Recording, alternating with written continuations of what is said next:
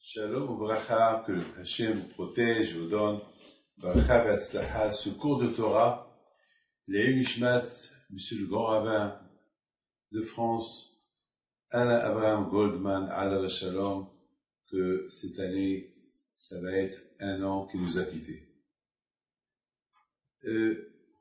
La paracha de cette semaine, elle s'appelle Matot Masaï. C'est quoi le mot Matot Masaï? C'est un ordre d'Hachem au Béni Israël. Ils doivent faire attention à ce qui sort de leur bouche. Il y a beaucoup de gens malheureusement qui font des dons, ils ne les payent pas. Ils font des promesses qu'ils ne les payent pas. Ou bien simplement la parole. Ils parlent, ils promettent des choses, ils ne les respectent pas. Alors Hachem, il a dit à Moshe Rabbeinu de parler avec les chefs des tribus et de leur dire au Bnei Israël de faire attention à ce qui sort de leur bouche. Il y a un passage qui dit ce qui sort de la bouche, il faut le faire. Une fois, j'ai vu dans un livre qui dit que lorsque, beaucoup de fois, ça arrive que des gens, ils prient au bon Dieu, et le bon Dieu ne répond pas. Et ils se posent la question, pourquoi? Mais la réponse, c'est parce qu'Akadosh Baruch Hu, lui aussi, ne respecte pas les prières. Pourquoi? Parce que lorsque Hachem voit que la personne, elle respecte pas les paroles qui sortent de sa bouche, alors Akadosh Baruch Hu aussi ne respecte pas les prières qui sortent de la bouche de la personne. C'est pour cela le passage qui dit ce qui sort de la bouche, il faut le faire. Alors cette paracha-là, elle nous parle après l'histoire de Balak, de Bilam. Vous savez que Balak et Bilam, ils avaient la force de la parole. Ils avaient une force. Bilam, un rachat, à tel point que Hachem lui a dit, c'est pas la peine de bénir les bénis d'Israël. Parce que les bénédictions qu'il va bénir aux bénis d'Israël, ils vont devenir malédictions. Bilam, il a une force de la parole. Ce qu'il dit, ça se réalise. Il a donné une force à Bilam. Ah, maintenant, je me suis posé une question. Je comprends que Bilam n'a pas le droit de maudire les bénis d'Israël. Mais pourquoi pas les bénir? Ah ben, s'il veut les bénir, pourquoi le bon Dieu ne laisse pas les bénir? La réponse, elle est, comment voulez-vous que Hachem, il accepte les bénédictions qui sortent de la bouche de quelqu'un qui est impur, quelqu'un qui est rachat comme Bilam? C'est comme par exemple si vous prenez un diamant qui vaut beaucoup d'argent, mais il se trouve dans les égouts. Alors, c'est quand on présente le diamant avec la saleté autour. Est-ce que la femme va le mettre dans ses mains? Et pourtant, le diamant, il coûte $1 milliard. D'accord, mais plus, avec toute la saleté autour, c'est impossible. C'est impossible. C'est impossible. Alors, c'est de même, Bilam. Comment voulez-vous que cette bouche-là, qu'elle est impure, cette bouche-là, qui fait des bêtises, cette bouche-là, qu'elle est mauvaise, avec cette bouche-là, il va bénir les bénis d'Israël? C'est impossible. Ça risque de faire l'inverse.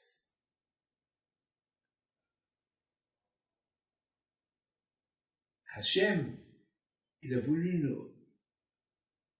nous enseigner combien il faut faire attention aux vœux qu'on fait, la parole. Il y a beaucoup de gens qui jurent. Que Dieu préserve. Il y a beaucoup de... Vous savez combien de gens, ils m'ont raconté, qui jurent sur la vie de leur enfant, sur la vie de, je sais pas moi, de leur grand-père. Et après, ils ont que des problèmes avec les enfants. Et pourquoi déjà ils ne savent pas la gravité de jurer? Le Bouddha nous a donné la bouche pour bien l'utiliser, pour manger, bien sûr du cachère, et pour prier, pour parler des choses bien. Alors une chose, lorsqu'on utilise la bouche pour autre chose, c'est grave. Mais donc, on comprend pourquoi Kadosh Baruch Hu, après l'histoire de Bil'am, qu'il avait la force de la bouche, il pouvait faire beaucoup de dégâts avec sa bouche, Kadosh Baruch Hu nous parle, vous les Juifs, faites attention à ce qui sort de votre bouche. Il y a beaucoup de gens qui font attention à ce qui rentre dans la bouche. Ils vont faire les guerres pour le kasher. Et ça, non, je mange pas cette ashgahat, moi, je mange ça. Chacun. Des fois, des gens, ils font attention à ce qui font entrer dans la bouche, mais ils font pas attention à ce qui sort de leur bouche. Et pourquoi des fois, il y a des gens qui vexent avec leur bouche. Ils disent à la fin, je m'amuse. Entre-temps que tu t'amuses, tu es la personne. Beaucoup de fois, ça arrive. Des gens qui jouent, ils veulent jouer. Pour rigoler, ils vont souffrir la personne. Et à la fin, ils disent, non, j'ai pas fait attention, c'est vrai que je rigole. D'accord, mais on rigole pas. On rigole pas avec la vie. Jamais j'oublierai mes amis. Une fois, j'étais dans un mariage. Et il y avait là-bas des gens qui étaient en train de parler sur le manger. Est-ce que le manger, c'est une bonne hashgaha? Ça veut dire, est-ce que ceux qui ont surveillé le repas, comment il a été fait, est-ce que c'est bien, c'est pas bien? Et ça parlait autour de la table. Ça parlait autour de la table. Et à un moment donné, je leur ai dit, c'est pas le fait de parler. Regardez, sur la table, c'est écrit sous la supervision du rabbinat de Paris. Ou bien, si c'était à Lyon, c'est écrit sous la supervision du rabbinat de Lyon. Il faut faire confiance. Il y a un Dayan, il y a des surveillants qui surveillent. Ça, c'est pas fait de parler. Ce que vous avez parlé en plus, c'est en plus. Jamais j'oublierai qu'il y avait quelqu'un là-bas qu'il n'a fait que critiquer. Oui, le rabbinat de Paris c'est comme ça, le rabbinat de Marseille c'est comme ça. Et finalement, moi je lui dis alors, pour toi, quel rabbinat est valable? Et qu'est-ce qu'il me dit? Ah ben moi je fais confiance à rien, à personne. J'y vais quand même, je t'ai vu manger le pain. Quelle différence il y a entre le pain et la viande? Et peut-être le pain, c'est pas cachère. Il a fait un petit sourire, non, le pain. J'ai dit, non, le pain, mais qui te dit?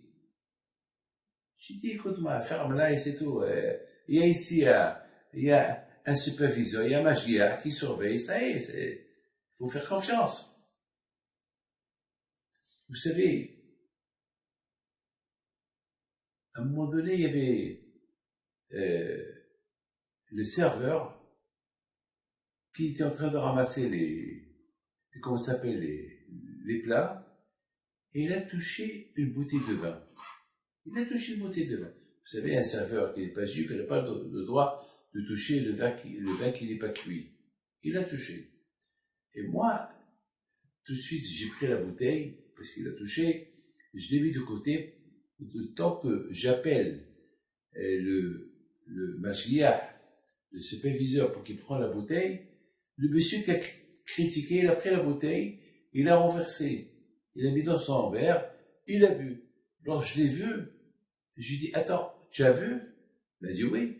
Je lui ai dit, mais c'est pas cachère. Il me dit, comment c'est pas cachère? Justement, je bois de cette bouteille, parce que de cette bouteille, je bois de l'ashgaha de Strasbourg. Je dis d'accord, mais le non-juif, il a touché la bouteille. Il dit non, j'ai pas vu. Je dis, moi je l'ai vu, d'ailleurs je l'ai mis de côté pour que personne la touche. Il me regarde, il dit alors j'ai bu du vin non cachère. Je dis oui, parce que tu parles trop. Le bon Dieu t'a puni. Tu critiques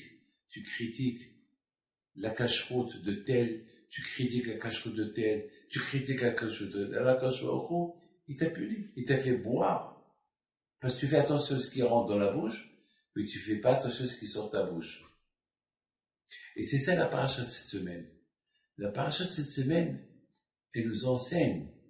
Akadosh Baruch Hu, il a dit à Moshe Rabbeinu de dire aux chefs de tribu, parce qu'eux c'est les rabbins, eux c'est les grands. Des chefs, le peuple, il va apprendre. C'est qui de qui on va prendre l'influence. Vous savez, un papa par exemple, il peut pas un papa dire à ses enfants de mettre de filines si lui il n'aimait pas. Hier, il y a un monsieur qui vient, je sais pas, pour m'inviter à la bar mitzvah de son fils, et je lui dis, et toi tu as fait la bar mitzvah? Il rigole. Je lui dis, bien sûr, Rabbi, j'ai 42 ans. Je lui dis, mais est-ce que tu mets de filines? Il me dit non. Je dis, alors qu'est-ce que tu attends de ton fils? Ton fils, je crois qu'il va les mettre. Et si toi tu ne le mets pas, ton fils, il ne va pas les mettre. Alors pourquoi tu te casses la tête? Tu invites les rabbins, tu invites tout le monde, tu vas dépenser des centaines de milliers d'euros pourquoi? Pour une soirée. Pour une soirée. C'est pas une bar mitzvah, c'est une soirée. Le papa, il est l'exemple de son fils. Les rabbins, c'est nos exemples. Mais si les rabbins parlent du Lachon Hara, si les rabbins font pas attention à ce qui sort de leur bouche, nous on apprend à être comme eux. Regardez Moshe Rabbeinu alav shalom. Il était un homme très humble. On apprend de lui. Et c'est ça, mes amis, ce que la Torah elle nous dit. Hachem, il dit à Moshe Rabbeinu, dis aux chefs de tribu. Parce que les chefs de tribu, c'est eux l'image, c'est eux l'exemple, c'est d'eux que le peuple juif, il va apprendre. Si eux, ils font attention à ce qui sort de leur bouche, ils font attention aux vœux qu'ils font, ils font attention à ce qu'ils disent, alors le peuple, il va apprendre d'eux. On n'a pas vu, vous savez, mes amis, toujours, lorsque Hachem il parle à Moshe Rabbeinu, c'est écrit dans la Torah, et Hachem a parlé à Moshe pour qu'il parle au béni Israël. Mais ici, la Torah dit que Hachem, il a dit à Moshe Rabbeinu de dire aux chefs de tribu, de dire au béni Israël.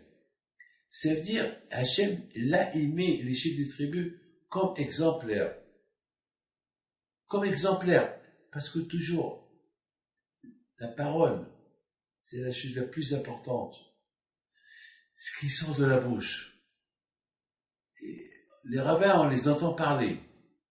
Ils donnent des cours de Torah. Mais si on les entend parler, dire n'importe quoi, ils critiquent n'importe quoi, ça va donner un mauvais exemple au peuple. Et c'est la raison, mes amis, que Akadosh Baruch Hu, il dit à Moshe Rabbeinu de parler aux chefs de tribu, que eux, ils font attention à ce qui sort dans leur bouche. Parce que si eux, ils font attention à ce qui sort dans leur bouche, ils vont être exemplaires pour les autres. À la maison, c'est que le chef de la maison, c'est le papa, c'est la maman, c'est le grand frère. Dans une yeshiva, c'est toujours les grands, les petits après des grands. C'est ça, mes amis. Vous savez, mon père, alav shalom, toujours il disait, il faut toujours considérer la parole qui sort de la bouche de quelqu'un comme un serment. Beaucoup de fois on dit ma parole d'honneur. Oui, ma parole. La parole, c'est important. Vous savez, Hachem seul, il parlait avant. Avant que le monde ait été créé. il n'y avait que Hachem qui parlait. Et Hachem, il a créé un monde, mais qui ne parle pas. Après, il a créé des animaux qui ne parlent pas. Mais après, il a créé Adam, qui parle. Hachem, il a créé une personne, qu'elle parle. Il a créé en lui la force de la parole. L'être humain, c'est le seul qui peut parler. Et comme le bon Dieu il parle, l'être humain il parle. C'est la différence entre l'homme et l'animal. L'homme, il parle, l'animal ne parle pas. C'est vrai, l'animal il a son langage, il a sa hukma, il a son intelligence. Mais l'homme, il peut s'exprimer, il peut parler, il peut travailler, il peut réparer, il peut prendre des outils, il peut faire des merveilles. L'animal, il est limité, on le sait tous. L'animal, il est limité. L'animal, il ne peut pas construire la tour Eiffel. Il va construire ses tours à lui. Il va construire ce qu'il peut construire avec les oiseaux, leurs nids, et les animaux, des troupes. C'est tout. Mais pas des choses merveilleuses, ça c'est inimaginable. C'est l'être humain. Donc, l'être humain, il a une force très, comme la force du bon Dieu. Hachem, il a ancré dans l'homme des forces terribles. Donc, Hachem, ce qu'il veut, il veut que nous, regardez mes amis, les espions qui sont partis espionner Israël, avec leur bouche, qu'est-ce qu'ils ont détruit? Ils n'ont pas critiqué la tête d'Israël, jusqu'à les Juifs, ils ont été punis pendant 40 ans dans le désert, et toute cette génération, elle est morte dans le désert. Alors maintenant, quand je vois au il dit à Moshe Rabbeinu, 40 ans plus tard, fais attention. Dis-leur de faire attention. Regardez qu'il prend l'exemple de Korah avec sa bouche. Qu'est-ce qu'il a fait? Il a fait avec sa bouche, qu'est-ce qu'il a? Il a fait une révolution contre Moshe Rabbeinu, et à la fin, Moshe Rabbeinu, il n'avait pas le choix.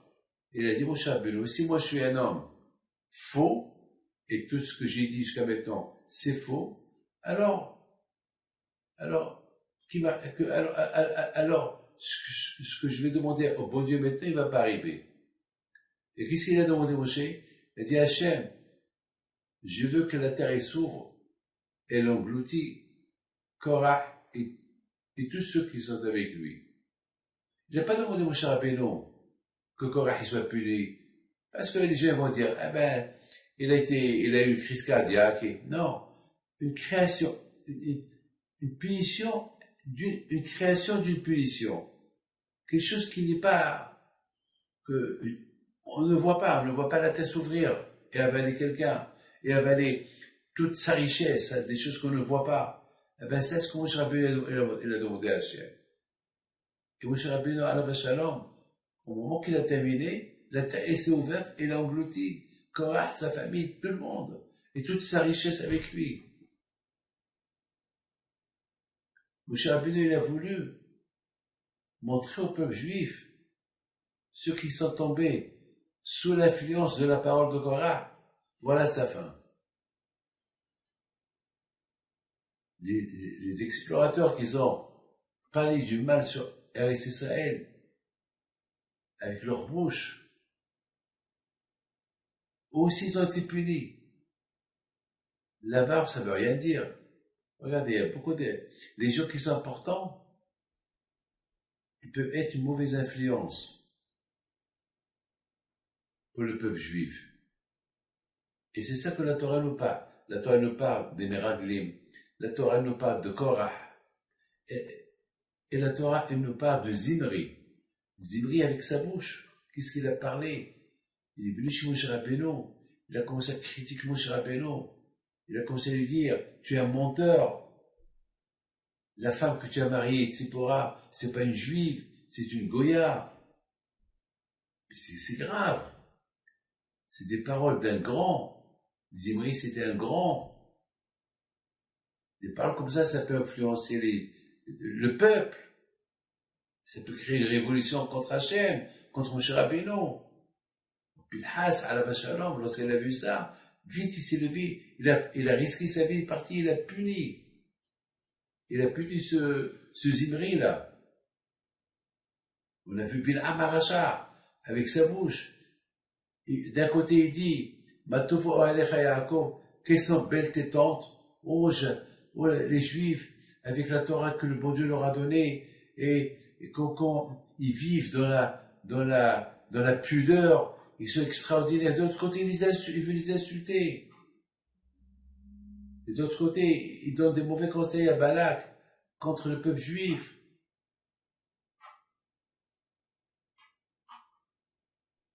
Soit qu'Hachem, il a dit à Bil'am, je ne veux pas de tes bénédictions au peuple juif. La Torah, elle nous parle un peu. Maintenant, après 40 ans, avant que les Juifs ils rentrent en Israël, Hachem, il dit à Moshe Rabbeinu, dit aux chefs des tribus combien ils doivent faire attention à leur bouche. Parce que la bouche, c'est une bouche avec laquelle on peut influencer le monde. Regardez Hitler, avec la force de sa bouche, il a séduit tout le monde. Il y a beaucoup de gens qui ont la force de la bouche. Il peut faire du bien, il peut faire du mal, je sais pas moi. Beaucoup de fois, mes amis, on arrive à séduire des gens avec des belles phrases. Et beaucoup de fois, nous-mêmes, on peut être une influence pour l'être humain. De la même façon qu'on peut être une bonne influence, on peut être aussi une mauvaise influence. Je raconte une histoire sur Rabbi Haïm Pinto. Bientôt, si Dieu veut, c'est là, au Maroc, le 7 septembre. Si Dieu veut, une fois Rabbi Haïm Pinto, il y a un rabbin qui vient chez lui, un rabbin qui est venu d'Israël pour amasser de l'argent à Essaouira. Il vient chez Rabbi Haïm Pinto et il pleurait. Il lui dit, pourquoi tu pleures, Rabbi? Il dit, je pleure parce que j'étais chez tel et tel pour amasser de l'argent pour les pauvres d'Israël. Et ce tel et tel, il m'a fait honte, il m'a insulté, il m'a dit que je suis un menteur, que je suis un voleur. Et maintenant, là où je vais, on me jette. Rabbi Haïm Pinto Alav Shalom, lui, son ami, Rabbi David Ben Hazan, ils ont convoqué le monsieur. Ils lui ont dit, si tu ne veux pas donner la tzedaka, ne la donne pas. Mais pourquoi vous avez fait honte à ce rabbin, vous l'avez critiqué. Et Rabbi Haïm Pinto, tout de suite, il n'a pas eu peur de ce monsieur-là. Il l'a puni pour qu'il lui donne des dommages et intérêts, pour le dédommager pour la honte qu'il lui a fait. Il lui a dit, je veux que tu vas dans chaque synagogue et tu demandes pardon à ce rabbin-là pour le mal que tu lui as fait. Et Rabbi Haïm Pinto, il l'a puni comme ça. Regardez, Rabbi Haïm Pinto Alav Shalom, aussi grand qu'il était, il ne pouvait pas, Hasfi Shalom, accepter que dans sa ville, quelqu'un qui se prend grand, qui fait honte à un rabbin, avec sa bouche. Mes amis, pourquoi aujourd'hui il y a beaucoup de divorces? Réfléchissez un peu. Il y a tellement de divorces aujourd'hui. Tellement de divorces. C'est à cause de la bouche. La bouche. Ou c'est le mari qui va manquer le respect à la belle-mère, ou c'est la femme qui va manquer le respect à la belle-mère. Et c'est comme ça. C'est comme ça, mes amis. Pourquoi des fois, toutes ces guerres qu'il y a aujourd'hui, c'est à cause de la bouche. Toutes les grandes guerres, elles ont commencé pour une phrase. Beaucoup de fois, il y a une déclaration d'un président et la guerre, elle éclate. Et une déclaration de paix d'un président et la paix, elle revient. Il dit, Shlomo Amelech, la mort et la vie entre les mains de la bouche. À tel point que Rabbi Shimon Bar Yochai, il a dit une phrase extraordinaire. Il a dit, si moi j'étais à côté du bon Dieu au moment qu'il a créé le monde, je lui aurais dit de créer deux bouches à la personne. Un pour prier et étudier la Torah et pour manger, et un autre pour l'utiliser pour, je sais pas, pour parler autre chose, ou pour manger. Un pour étudier la Torah et pour prier, et un pour manger et pour discuter. Et finalement, Rabbi Shimon Bar Yochai a dit non, c'est bien, parce que on a vu qu'Hachem a créé 2 yeux, 2 oreilles, 2 mains, 2 pieds. Toujours, il y avait, même de le cœur, il y a 2 cœurs. C'est pour ça qu'on dit, les vavecha, les cœurs, il faut aimer Hachem avec tes cœurs. Donc on a 2 cœurs, on a un cœur dans un cœur. Donc, pourquoi Hachem n'a pas créé 2 bouches? Et Rabbi Shimon Bar Yochai dit, Akadosh Baruch Hu, il est extraordinaire. Si déjà avec une seule bouche, les dégâts qu'on fait, alors si on avait 2 bouches, alors là, les dégâts, ils auraient été doublés. On va critiquer, parler la Shoah à 2 personnes différentes. Les amis, Matot Masei. C'est quoi le mot Matot Masei? Matot, c'est les chefs. Masei, c'est le voyage. Ça veut dire, les amis, beaucoup des fois, excusez-moi de vous dire ça, beaucoup des fois, ça arrive que pendant que les gens ils voyagent, surtout maintenant voilà les vacances, ils approchent et les gens ils sont à gauche et à droite, c'est pendant les voyages que malheureusement on perd beaucoup de notre spirituel. Beaucoup des fois, on perd. Alors, Matot, c'est quoi Matot? Matot, c'est les rabbins, c'est les chefs des tribus, c'est les chefs des communautés. Il faut qu'ils parlent à la communauté avant les voyages. Il faut faire attention pour ne pas perdre le spirituel qu'on a acquis pendant toute l'année, pendant ces vacances-là. Et surtout, mes amis, faire attention à ce qui rentre dans la bouche, la cache-route. Faire attention à ce qu'on voit avec les yeux, ne pas boire n'importe quoi. Et faire attention, parce qu'après, on attaque, après, les Yamim Noraïm, je Roshana qui pose sous côte. Si Dieu veut, Hachem, que vous passez de bonnes fêtes, et bien sûr, de bonnes vacances, et bien sûr, on n'oublie pas, le grand rabbin de France, Alav Shalom, Monsieur Alain Abraham Goldman Alav Shalom, qui était un homme sage. Il ne parlait pas beaucoup. Vraiment, je l'ai connu. C'était un homme très sage. Alors qu'il mesurait ce qui sortait de sa bouche.